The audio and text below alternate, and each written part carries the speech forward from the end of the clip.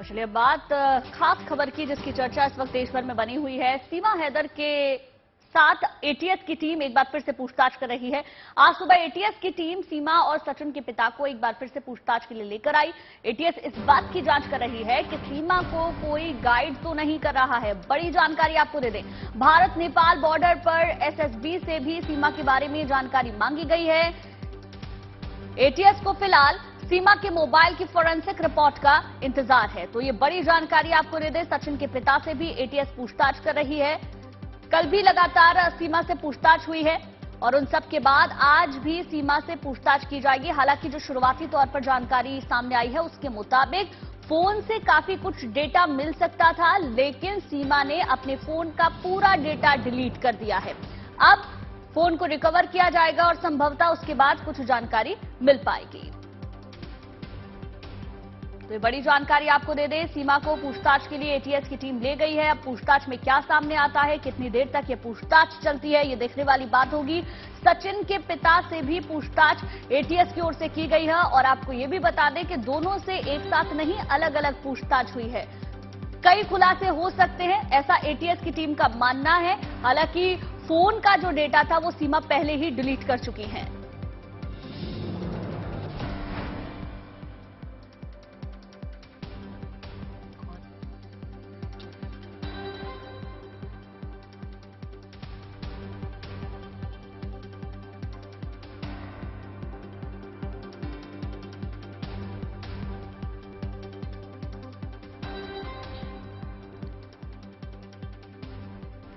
तो सीमा सचिन के मामले पर और जानकारी लेने के लिए रुक करते हैं मनीष का। मनीष, एटीएस की टीम सीमा को ले तो गई है, लेकिन मेरे ख्याल से जब किसी भी तरह की पूछताछ होती है तो उसके लिए वारंट जरूरी होते हैं।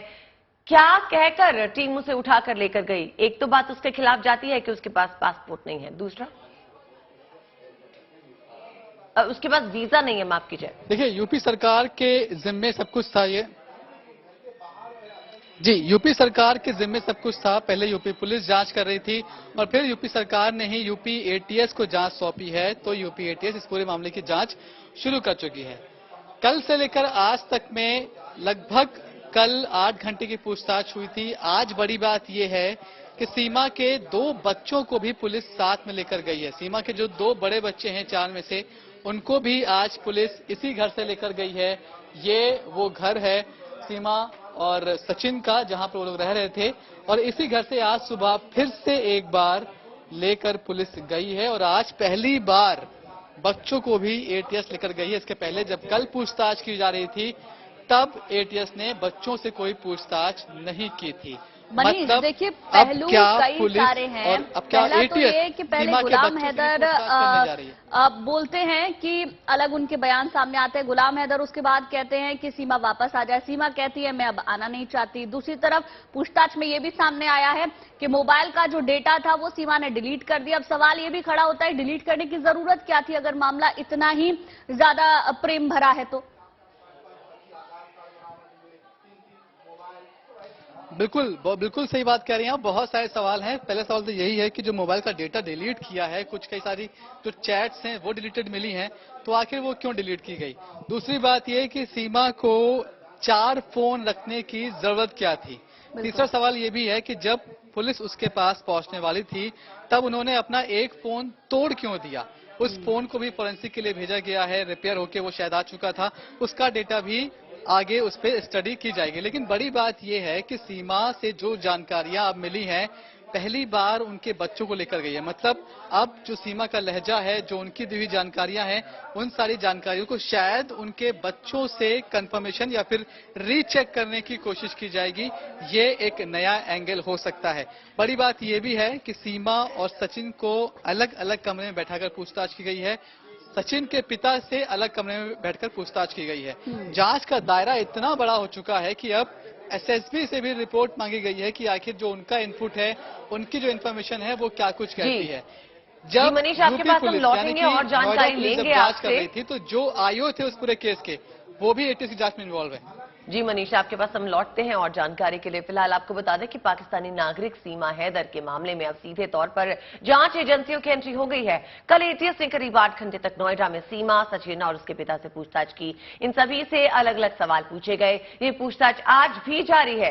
एटीएस सूत्रों के मुताबिक सीमा ने अब तक पबजी से ही प्यार की बात बताई है।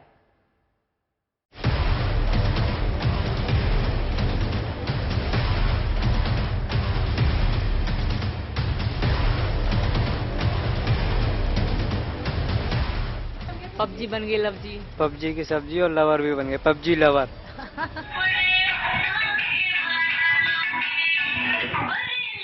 एटीएस की पूछताछ से कुछ घंटे पहले सीमा हैदर घर पर कुछ इस अंदाज में नजर आईं।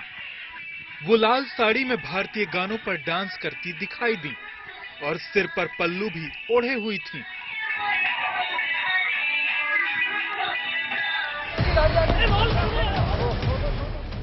लेकिन फिर जब 8 घंटे तक एटीएस की पूछताछ हुई तो वो कुछ इस अंदाज में नजर आईं।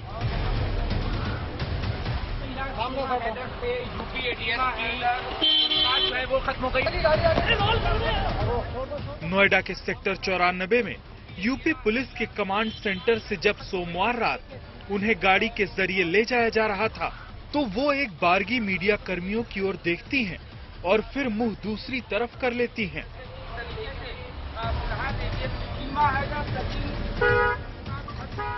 एटीएस ने यहाँ सीमा ही नहीं, सचिन और उसके पिता से भी देर रात तक पूछताछ की। तस्वीरों में आप देख सकते हैं, इसमें जो है सचिन जो है वो बैठे हुए हैं। बताया जा रहा है कि आईबी के इनपुट के बाद एटीएस ने तीनों से पूछताछ की। इस दौरान यूपी एटीएस ने तीनों से अलग अलग पूरे मामले को लेकर जानकारी जुटाई। एटीएस सूत्रों से मिली जानकारी के अनुसार सीमा ने बार बार ये कहा कि वो सचिन से सच्ची मोहब्बत करती है, इसलिए भारत आई। सीमा से एटीएस की टीम ने उसके परिवार और जन्म स्थान से जुड़े कई सवाल भी किए। एटीएस सूत्रों की माने तो अभी तक सीमा ने केवल पबजी के जरिए ही सचिन से मुलाकात होने के बारे में बताया है। उत्तर प्रदेश की एटीएस जहां एक तरफ सीमा हैदर से पूछताछ कर रही है तो वहीं दूसरी तरफ अलग अलग जांच एजेंसियां भी अब सीमा हैदर से पूछताछ करने में जुटी हुई हैं। पाकिस्तान के रास्ते नेपाल होते हुए भारत के अंदर उसने कैसे प्रवेश किया, इसके बारे में भी रिपोर्ट एसएसबी से मांगी गई है। उत्तर प्रदेश एटीएस और दूसरी जांच एजेंसियां हर छोटे छोटे सवालों के जरिए कड़ियां जोड़ने में लगी हैं। मसलन सीमा सचिन की पहली मुलाकात कब और कैसे हुई? क्या दोनों सचमुच पबजी पर ही पहली बार मिले? सचिन से मिलने से पहले सीमा का सच क्या था?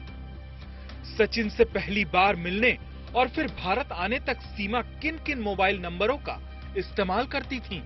सोशल मीडिया पर कहां-कहां सीमा के अकाउंट हैं? व्हाट्सएप चैट में क्या कुछ है? पाकिस्तान में सीमा ने अपना जो घर बेचा उसका क्या सबूत है? बचपन से लेकर भारत आने तक सीमा की पूरी कुंडली क्या है? कराची से काठमांडू तक के सफर की कहानी क्या है? काठमांडू के किस होटल में वो सचिन के साथ रुकी थी? काठमांडू के किस मंदिर में और कब दोनों ने शादी की थी? क्या सचिन से मिलने के बाद सीमा की हिंदी अच्छी हुई या पहले से थी? सचिन और उसके पहले पति गुलाम हैदर का सच क्या है? सीमा के चारों बच्चों की हकीकत क्या है? पाकिस्तान में रहने के दौरान क्या सीमा किसी पाकिस्तानी एजेंसी के संपर्क में थी? पिछले कुछ सालों में सीमा कौन कौन से मोबाइल नंबरों का इस्तेमाल कर रही थी? क्या पबजी या दूसरे गेमिंग ऐप पर सचिन से पहले भी सीमा का कोई दोस्त था? क्या सचिन के अलावा भारत में सीमा का कोई और भी दोस्त है? इसके अलावा उसने पाकिस्तानी सिम क्यों तोड़ी? 6 पासपोर्ट और पाकिस्तान आईडी कार्ड में जन्मतिथि 2002 लिखे होने की असलियत क्या है? बड़ी बात यह भी है कि सीमा जब गिरफ्तार हुई तो पुलिस को उसके पास से 4 मोबाइल फोन मिले थे। कुछ फोन टूटे हुए थे, पुलिस ने उन फोन को रिपेयर करवाया और उसका डेटा भी अब पुलिस के पास है, जो कि पुलिस से अब एटीएस के पास पहुंच चुका है। कई नई जानकारियां भी हैं जिनके आधार पर लगातार अब एटीएस खासकर सीमा से पूछताछ करेगी। फिलहाल सीमा हैदर को गौतम बुद्ध नगर की सिविल कोर्ट ने जमानत दी हुई है, लेकिन इसमें कुछ शर्तें भी हैं। सीमा लोकल पुलिस अधिकारी को बिना जानकारी दिए भारत नहीं छोड़ेंगी। अगर सीमा वर्तमान पते को बदलती हैं, तो वो इस बारे में अदालत को बताएंगी। इसके अलावा शर्त है कि सीमा दोबारा कोई अपराध नहीं करेंगी। पाकिस्तान से आई सीमा हैदर अपने साथ 4 बच्चों को लेकर के आई है, लेकिन उसके द्वारा जो कहानी बताई गई कि वो 5वीं पास है, उसके साथ 4 बच्चे हैं, उससे 6 पासपोर्ट बरामद हुए। 4 उसके बच्चों के पासपोर्ट हैं और 2 पासपोर्ट उसके नाम के जो पाकिस्तान से बने हैं। सीमा का असली सच क्या है, इसकी कड़ियां जोड़ने की कोशिश की जा रही है, लेकिन ये भी तय है कि जांच एजेंसियां बिना सबूतों के अभी किसी नतीजे पर नहीं पहुंचना चाहती। अब एटीएस सीमा, सचिन और उसके पिता के बयानों को मैच कर रही है ताकि पूरा सच सामने आ सके। तब तक पूछताछ का ये सिलसिला ऐसे ही जारी रहेगा। नोएडा से भूपेंद्र चौधरी, अरविंद ओझा, मनीष चौरसिया और लखनऊ से संतोष कुमार के साथ bureau report, good news today. तो आपने पूरी रिपोर्ट को देखा और समझा कि सवाल कितने सारे हैं। मनीष हमारे साथ लगातार बने हुए हैं। मनीष, देखिए सवाल कई सारे हैं, चाहे वो पासपोर्ट को लेकर हो, 3 सरहदों को पार करने को लेकर हो और सबसे अनोखा पबजी से प्रेम कथा के हों। लेकिन जो अभी तक जानकारी सामने आई है एटीएस के मुताबिक वो ये भी है कि पाकिस्तानी आर्मी में ही सीमा के पिता और भाई भी हैं, इसलिए शक और भी ज्यादा गहरा हो रहा है। क्या उसको लेकर कोई अपडेट है आपके पास? जी बिल्कुल, एटीएस ने जब जांच शुरू की तो ये जो पॉइंट है सबसे ऊपर था, क्योंकि पहले सीमा ने इस तरह की कोई जानकारी नहीं दी थी। बाद में किसी तरह से मालूम हुआ कि उनका भाई पाकिस्तानी आर्मी में है। अब ये भी खबर आ रही है कि उनके पिता या चाचा भी पाकिस्तानी आर्मी के लिए ही काम करते हैं। ये सारी वजहें थी जिसके आधार पर उनको एटीएस ने उठाया, उनसे पूछताछ की जा रही है। लेकिन अब देखिए तमाम लोग हैं, हालांकि इस गली में अब जितनी बड़ी संख्या में लोग पहले पहुंच रहे थे, तब से एटीएस कार्रवाई कर रही है, पूछताछ कर रही है। तस्वीर थोड़ी सी बदल गई है, अब उस तरह की भीड़ नहीं है, लेकिन अभी कई लोग हैं जो बाहर से आ रहे हैं। कहां से आए आप? हम तो यहीं के रहने वाले हैं। क्या लग रहा है कि अब तो एटीएस जांच कर रही है, लग रहा है कि कुछ गड़बड़ है या फिर वो आई तो ठीक है? अगर एटीएस ने उठाया तो कुछ ना कुछ तो गड़बड़ है ना? सबसे पहले जो जांच का विषय है, 4 लोग आते हैं हमारे भारत में, 400 नहीं आ सकते। सुरक्षा का विषय है या नहीं है, एटीएस सही कर रही है, जो सच होगा वो सामने आएगा। आज 4 आए हैं, कल को 10 आ जाएंगे, 20 भी आ जाएंगे। इसकी कार्रवाई होनी चाहिए, जांच होनी चाहिए। जांच अच्छे से होनी चाहिए इसकी, जब भी पता चलेगा कि ये क्या है, सच क्या है। ये देखिए अब तस्वीर बदल गई है। पहले जब हम लोग आए थे तो लोग कहते थे कि 4 बच्चों के साथ आइए, गलत होती तो बच्चों के साथ में क्यों लाती, लेकिन अब लोग और ये देखकर मनीष अच्छा भी लग रहा है कि लोग अपनी सुरक्षा को लेकर अब सतर्क हैं।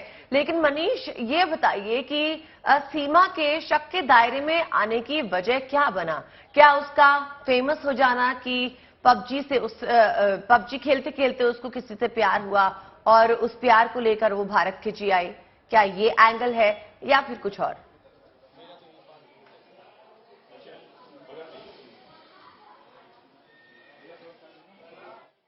मनीष, आप तक आवाज पहुंच रही है हमारी?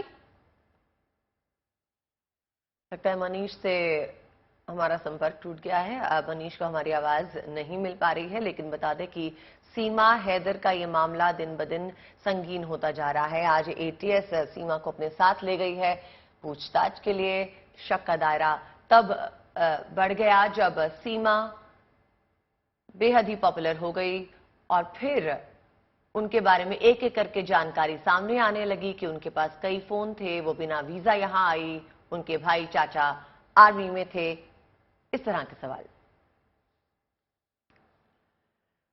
मंगोलिया की सरजमी पे इन दिनों हिंदुस्तान के जवान अपने शौर्य का प्रदर्शन कर रहे हैं। मंगोलियन आर्मी के साथ सेना 15 दिनों के युद्धाभ्यास में जुटी है और इस युद्धाभ्यास में दोनों देशों की सेनाएं पहाड़ों में होने वाले ऑपरेशन में अपना युद्ध कौशल दिखा रही हैं। अभी देखिए।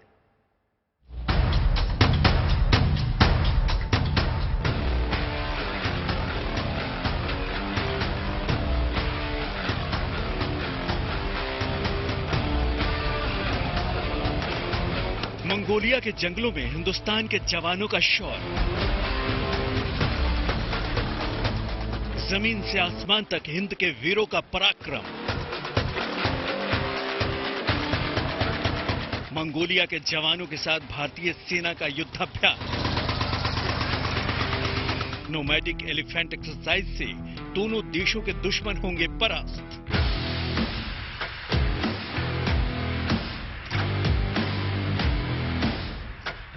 भारतीय वायुसेना का बाहुबली C-17 ग्लोब मास्टर देश के जवानों की एक टुकड़ी को लेकर मंगोलिया की राजधानी उलान बटार में उतरा। मकसद था मंगोलियन आर्मी के साथ भारतीय सेना का नोमैडिक एलिफेंट ज्वाइंट एक्सरसाइज। ये वो युद्धाभ्यास है जो दोनों देशों के जवानों को अपने युद्ध कौशल को धार देने का मौका देता है। इस बार इस एक्सरसाइज में भारतीय सेना के 43 जवान शामिल हो रहे हैं। ये सभी जवान Jammu Kashmir light infantry regiment के सैनिक हैं। 17 जुलाई से शुरू इस एक्सरसाइज में सेना के ये जवान मंगोलियन आर्म फोर्सेज यूनिट 84 के जवानों के साथ बेहद मुश्किल हालात में युद्धाभ्यास कर रहे हैं। नोमैडिक एलिफेंट एक्सरसाइज का एक मकसद पहाड़ी इलाकों में आतंकी गतिविधियों पर लगाम लगाना भी है। इस युद्धाभ्यास में सेना के जवान खासतौर पर पहाड़ी इलाकों में ऑपरेशन के लिए खुद को तैयार करते हैं। ऊंची पहाड़ियों पर मिलिट्री ऑपरेशन बेहद मुश्किल और खतरनाक होते हैं, लेकिन ये जवान ऐसे किसी भी मुश्किल ऑपरेशन को बड़ी कामयाबी से अंजाम दे सकते हैं। खड़ी पहाड़ी से रस्सी के सहारे नीचे उतरना हो या फिर हाई एल्टीट्यूड बैटलफील्ड में हेलीकॉप्टर से पहुंचना, इन जवानों ने हर मोर्चे पर दुश्मनों को परास्त करने का हुनर सीख लिया है। घने जंगल हो या फिर गहरी नदी, अब कुदरत भी इन जवानों का रास्ता रोक नहीं सकती। पहाड़ों पर मौजूद जंगलों में अपने युद्ध कौशल को और धार देने के लिए ये जवान 15 दिनों तक लगातार पसीना बहाएंगे। मंगोलिया में 31 जुलाई तक चलने वाले नोमैडिक एलिफेंट एक्सरसाइज में प्लाटून स्तर के फील्ड प्रशिक्षण शामिल हैं। इसके तहत पहाड़ों पर एक्सरसाइज के साथ साथ रिफ्लेक्स फायरिंग और रूम इंटरवेंशन का अभ्यास भी किया जाएगा। रूम इंटरवेंशन में किसी घर में छिपे आतंकी को काबू में करने या ढेर करने का अभ्यास किया जाता है। इन जवानों की कोशिश होती है कि आम नागरिकों की हिफाजत का पूरा ख्याल रखते हुए आतंकियों के मंसूबों को ढेर कर दिया जाए। इसके लिए जवानों की छोटी छोटी टीमें रणनीति बनाकर काम करती हैं।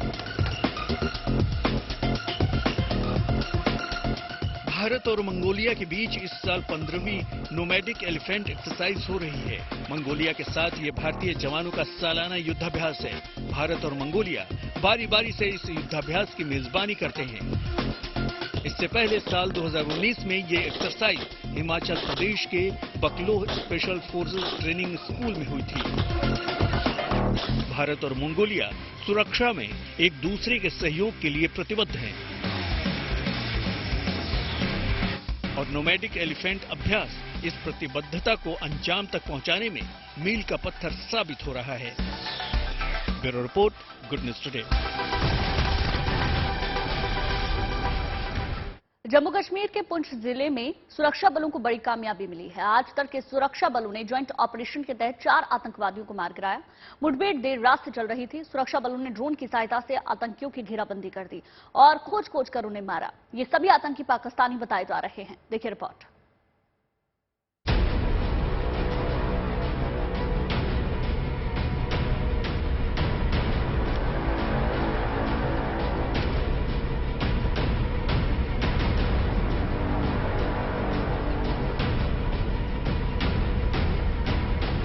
जम्मू कश्मीर में सुरक्षा बलों ने आतंक पर एक बार फिर करारी चोट की।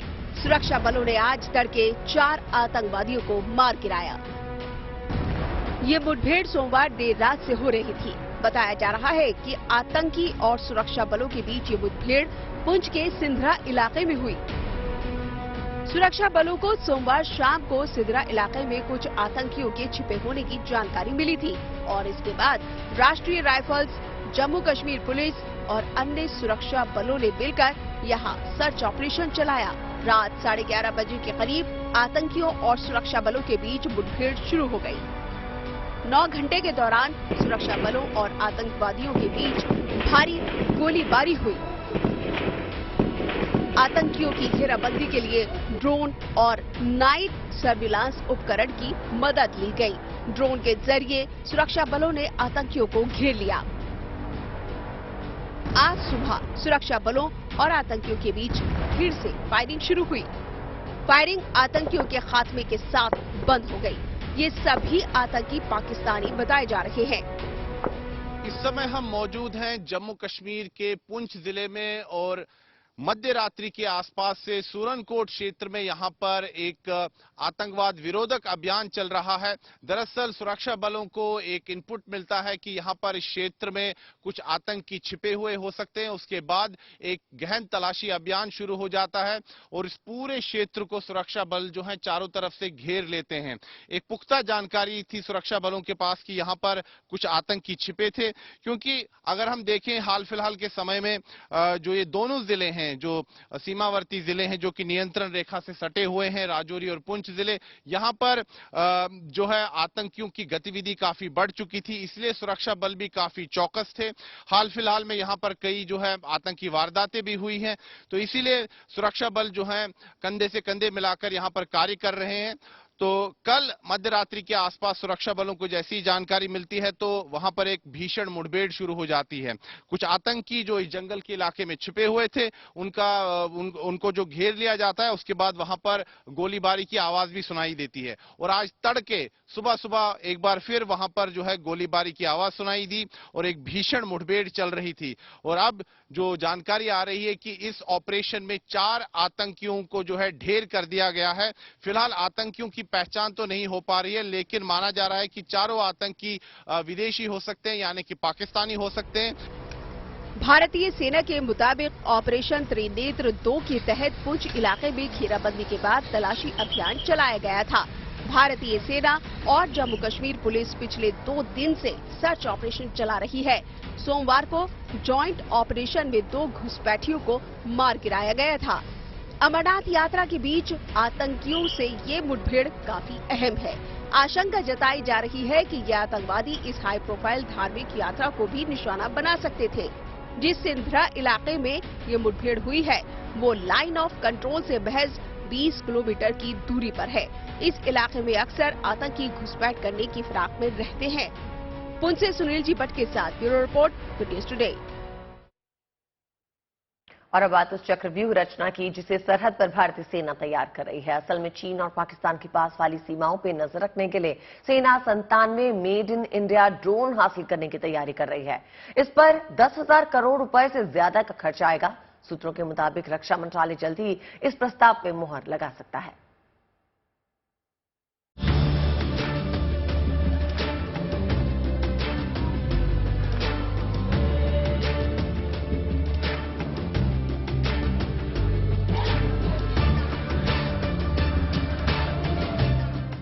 सरहद की निगरानी के लिए अब भारत तैयार कर रहा है ड्रोन आर्मी। तकनीक और सुरक्षा का ऐसा चक्रव्यूह जिसे भेद पाना दुश्मन के लिए असंभव होगा। चीन की नापाक चाल और पाकिस्तान की घुसपैठ वाली पैंतरेबाजी से निपटने के लिए भारतीय सेना तकनीक को अपना हथियार बना रही है। इसी कोशिश के तहत चीन और पाकिस्तान से सटी सीमाओं पर नजर रखने के लिए भारत जल्द 97 मेक इन इंडिया ड्रोन हासिल करने जा रहा है। भारतीय सेना की ये ड्रोन आर्मी दुश्मन की हर हरकत पर नजर रखेगी। इस प्रोजेक्ट पर 10,000 करोड़ से ज्यादा का खर्च आएगा। सूत्रों के अनुसार रक्षा मंत्रालय जल्द ही इस प्रस्ताव को मंजूरी दे सकता है। खास बात यह है कि अमेरिका से 31 प्रीडेटर ड्रोन खरीदने के फैसले के बाद इस प्रस्ताव को भी अमली जामा पहनाया जा रहा है।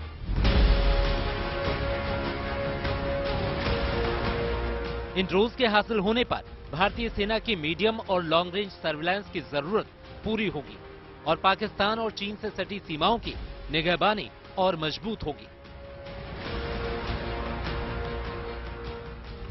भारतीय रक्षा बलों की ओर से संयुक्त रूप से किए गए अध्ययन में जमीनी और समुद्री सीमाओं की रक्षा के लिए मध्य ऊंचाई तक की निगरानी के लिए ऐसे ड्रोन की जरूरत महसूस की गई है और अब इस योजना के जल्द अमल में आने की संभावना है।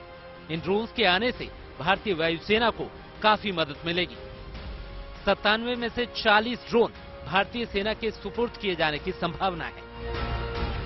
ये ड्रोन उन 46 हेरून यूएई के अलावा होंगे जिन्हें तीनों सेनाओं ने कुछ साल पहले हासिल किया था। ताकत की बात करें तो प्रेडेटर ड्रोन्स जहां high altitude long endurance category में आते हैं, तो वहीं ये make in India drones medium altitude long endurance श्रेणी में आते हैं। गुड न्यूज ये भी है कि जो ड्रोन पहले से सेवा में हैं, उन्हें मेक इन इंडिया के तहत हिंदुस्तान एरोनॉटिक्स लिमिटेड अपग्रेड कर रहा है। यानी तकनीक अब भारतीय सेना की नई ताकत और पहचान बनने जा रही है और वो सरहद पर किसी भी दुर्गम और मुश्किल चुनौती से निपटने में पहले से ज्यादा सक्षम होगी। मंजीत नेगी के साथ bureau report, good news today. Team India के पूर्व कप्तान महेंद्र सिंह धोनी का बाइक कार प्रेम किसी से नहीं छिपा। वो ज्यादातर अपने शहर रांची की सड़कों पे बाइक राइड या कार ड्राइव का शौक पूरा करते दिखाई दिए हैं। एक बार फिर से उनकी महंगी बाइक और कार कलेक्शन की तस्वीर सोशल मीडिया पे वायरल हो रही है, जिन्हें देख आप भी महंगी और लग्जरी गाड़ियों के दीवाने धोनी के अनूठे पैशन के कायल हो जाएंगे। किसी काम को अगर शिद्दत से और पूरे पैशन के साथ करना है तो टीम इंडिया के पूर्व कप्तान महेंद्र सिंह धोनी का नाम जुबान पर आ जाता है। भाई वो इसलिए क्योंकि धोनी के क्रिकेट प्रेम से तो आप वाकिफ हैं ही, मगर उनके कार बाइक का शौक भी आपको उनका जबरा फैन बनाने के लिए काफी है। उनकी बाइक कलेक्शन को तो भारत में सबसे बड़े और सबसे अच्छे बाइक कलेक्शन में शुमार किया जाता है। दरअसल धोनी के गैराज में इतनी बाइक्स हैं कि देखने वालों की आंखें फटी की फटी रह जाएं। इस बात की तस्दीक एक बार फिर से हुई है।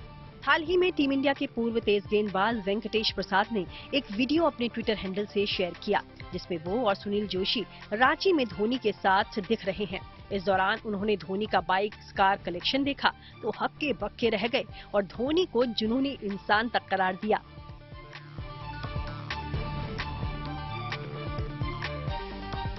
वेंकटेश प्रसाद ने ये वीडियो शेयर करते हुए लिखा, मैंने एक व्यक्ति में जबरदस्त जुनून देखा है। क्या कलेक्शन और क्या आदमी है एमएसजी, एक महान उपलब्धि और एक और अविश्वसनीय व्यक्ति। ये उनके रांची वाले घर में बाइक्स और कार के कलेक्शन की एक झलक है। इस शख्स और इसके जुनून से अभिभूत हूँ। धोनी को बाइक्स का दरअसल कितना शौक है ये किसी से छिपा नहीं है। उनके कलेक्शन में एक से बढ़कर एक बाइक्स हैं। वहीं उनके ऑटो कलेक्शन की बात की जाए तो विंटेज कार से लेकर लग्जरी कार तक शामिल हैं।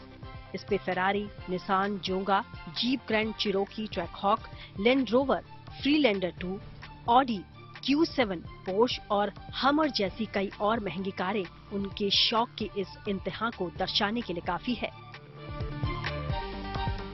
MS धोनी के अलावा Bollywood actor John Abraham, R Madhavan, Vivek Oberoi और रोहित रॉय भी धांसू बाइक चलाने के शौकीन माने गए हैं।